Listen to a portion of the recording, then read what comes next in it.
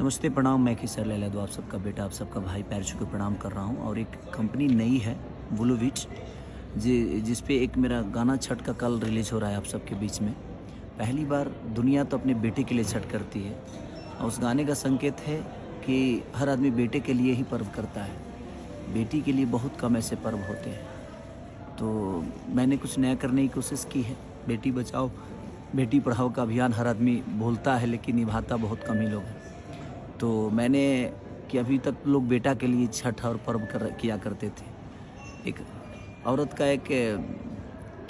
जो एक औरत अपनी बेटी के लिए करती है, बट एक औरत ही एक बेटी के लिए करे तो ये कितना सौभाग्य होगा हमारे लिए। तो मैंने वो गाना गाया है। तो प्लीज़ आप प्यार और आशीर्वाद और ब्लूविट को ढेर सारा प्यार और सब्सक्राइब करिए, और उसको प्यार और कल बताइए कि हाँ, आप अपनी बेटी से कितना प्यार करते हैं और आप अपनी बेटी के लिए क्या कर सकते हैं। उस गाने में मैंने हर चीज़ वो डाला है कि बेटे से क्या होता है और बेटी से क्या होती है। सब वो चीज़ें हैं, आप सबको देखने को सुनने को मिलेगी। Love you.